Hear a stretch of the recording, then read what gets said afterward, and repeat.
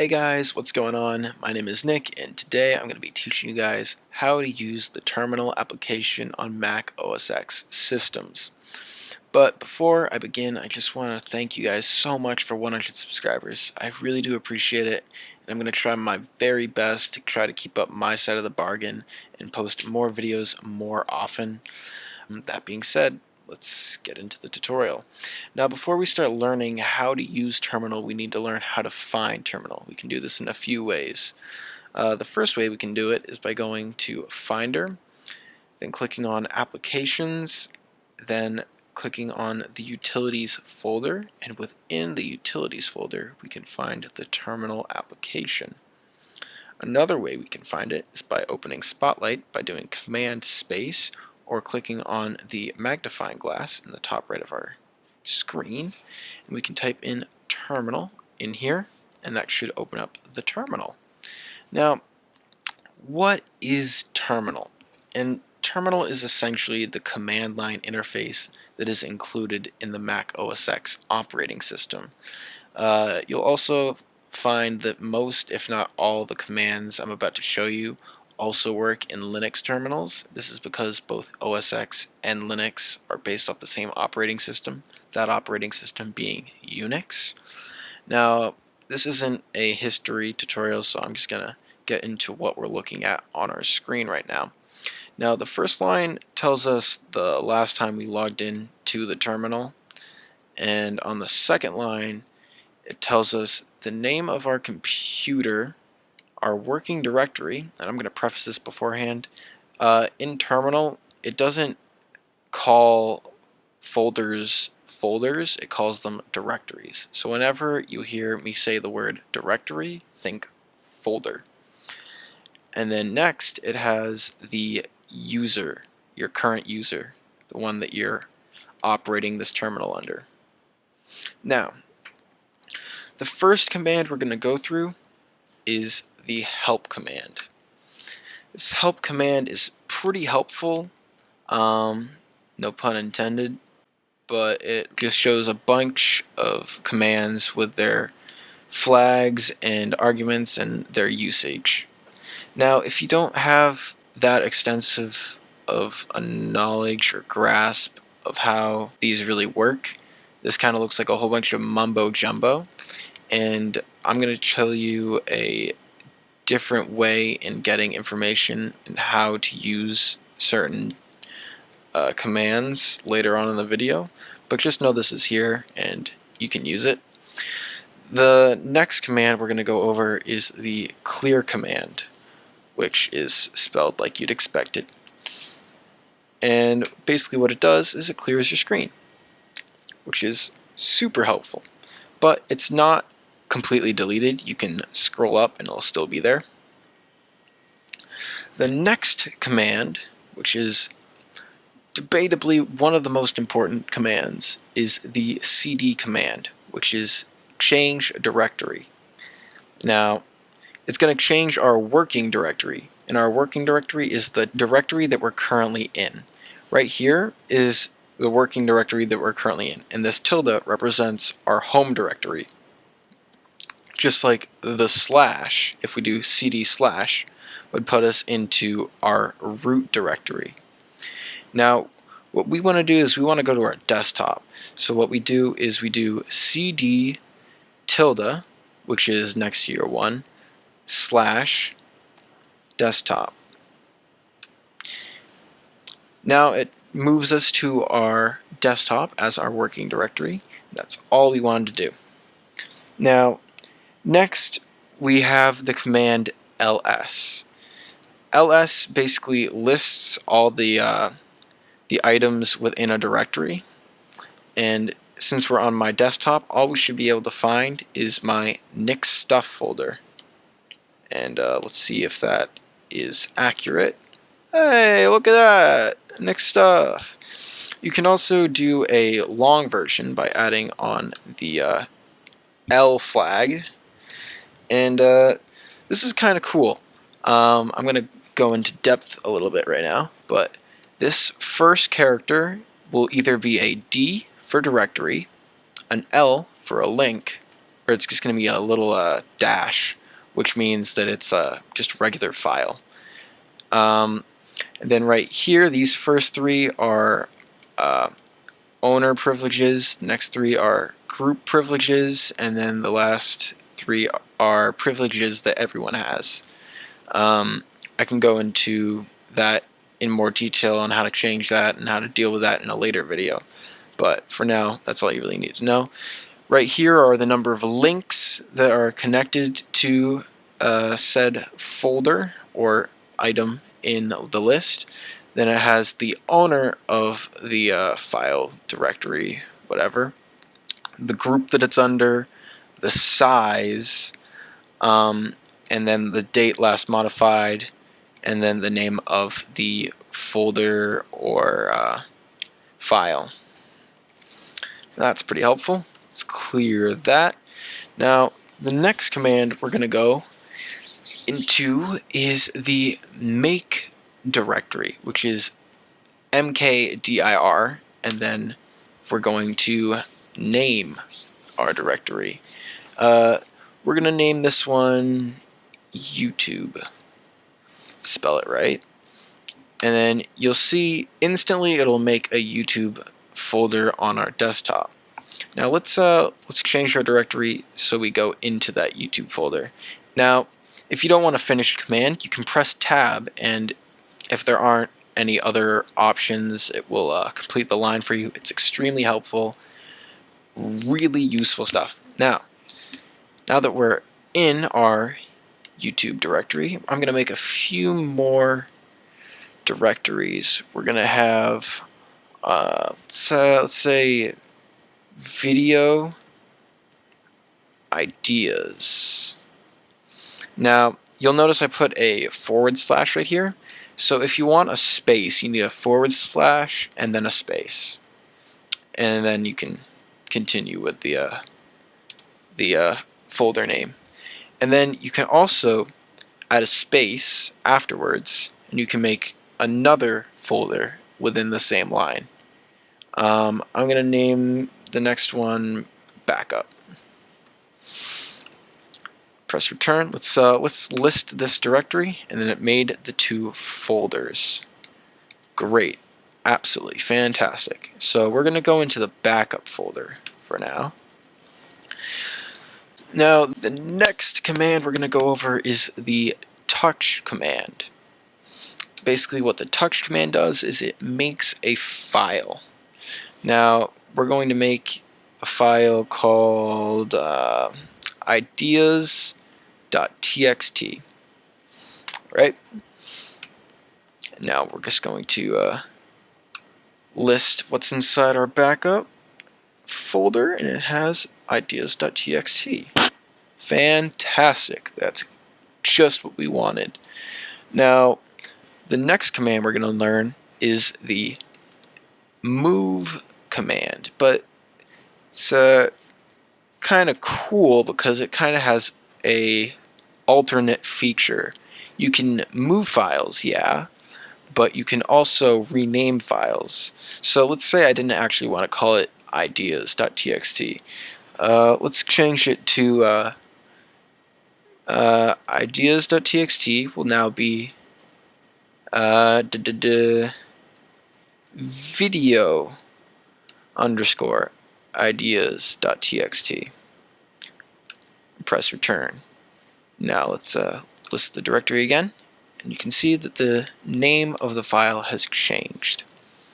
Great, working like a charm. And now I notice that my video ideas are in my backup, not my my video ideas folder. So let's move it to the folder, and we have to be really specific on where we want to put our folder.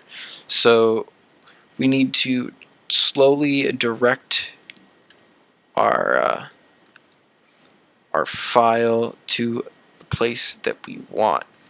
Now you can see that I'm getting more options. What you can do is you can double tap tab and it'll tell you the options that you have for moving the file. Now that we've have the path set up, just press return and it should remove it from the backup, which it has. Now we're going to go back one. Now if we want to go back one directory, we do ... Keep that in mind. Back one, we go back to YouTube, and then we're going to list the contents again, and then we're going to go into video ideas, then list that, and it should be in here, which it is. Fantastic. Now we kind of want to edit what's in this file, right? So we're going to do nano video ideas.txt. Nano is a text editor which allows you to edit files, which is astronomically helpful. So enter that. Here we're right in the text editor and we can just type whatever we want, like YouTube is pretty cool. So now that we have that, we can just do Control X, press Y, and then return. Now, another thing, I'm going to go back into Nano real quick. Say we made another different change to the file. We can also do Control O and then return to save it, and then Control X. That's just an alternate way to do it. You don't really need to, either way suffices. But next, what we're going to do is we're going to display the text to the terminal itself. And how we do that is we type the command cat, C-A-T, and then the name of the file, which is videoideas.txt, return, pastes it right into the terminal for all to see. Now there's a few other ways we can view the contents of this file. One way is the command less, and what less does, it will take us to a separate display and show us the text like that. And now to get out of here, we have to press Q like that. Now we can do more video ideas, but since it's not a super long file, it won't give us the more option. Essentially, if it's a really long file, it will only show parts at a time, and if you want to go down a bit, you can press space and it will continue down the line. Now we're going to show you how to copy files. So the copy command is CP, and basically what we do is we type CP, the file we want to copy, and then the name of the copied file. So we're going to call this backup.txt. Press return, list it, and it's right there. Now let's move this file to backup. We're just going to move backup.txt to desktop YouTube backup. List the directory, and it's out of there, and I'm going to just assume that it's in the backup directory like we want it to. Now this is getting a little cluttered, so we're going to clear that up a little bit. Now another interesting way you can create a file is by kind of piping commands into a file. So one command that I enjoy is the echo command, where you can just go like echo hi, and it'll just say hi in the console, because it's the only thing that will say hi to me. So you can just do echo, this is an example, and then we can do a caret, like a sideways caret, into the name of the file that we want to create. Let's call it example.txt. And now if we look in our directory, we should have an example.txt. If we cat it to show the contents of the file, it'll say this is an example. Works wonders. Now, I don't really want this in my YouTube folder, so we're gonna remove it. And the way we do that is with the rm command. Now, I need to make this very clear. The rm command is dangerous. You need to know what you're doing. Before you enter any rm command, make sure it's the right one. Because if you make a sour mistake, especially if you're working with directories, you could hypothetically delete your entire hard drive. I'm not saying you will. It's very unlikely. Just be careful. I don't think you'll do it, but be careful. So we're going to do rm and then example.txt. Now it should be gone. And it is! Fantastic. The next thing I want to show you guys is the other way of getting help. So let's take the command grep, for instance. Grep is a very confusing command, and I'm going to make a video on how to use grep in depth later this week, but it's hard to understand. So say we want to learn more about grep. We type in man, which stands for manual, and then we type in grep, and it will tell us the manual page for grep. And here it'll tell us all the tags we can use that will modify the command, and it'll tell us the usage, a description of it. It's extraordinarily helpful. It tells you everything you need to know. And yeah, press Q to leave it, and that's how you get a lot of information on commands that you don't understand. Another helpful command is the pwd command, which stands for print working directory, which is the directory that we're in, video ideas. But it will print the path to that. It'll print the path to that directory, which is really helpful. Another command, which I need to back up a little bit before I do it, is called the open command. You can open applications and you can open folders and files, pretty much anything you want. You just do open, and what do we have? Let's open video ideas. It'll open video ideas. And our videoideas.txt is right here. Alright, and then really that's all you need to know to just kind of have a basic understanding of terminal. The last thing you probably want to know is exit. But oh wait, I forgot the big kicker.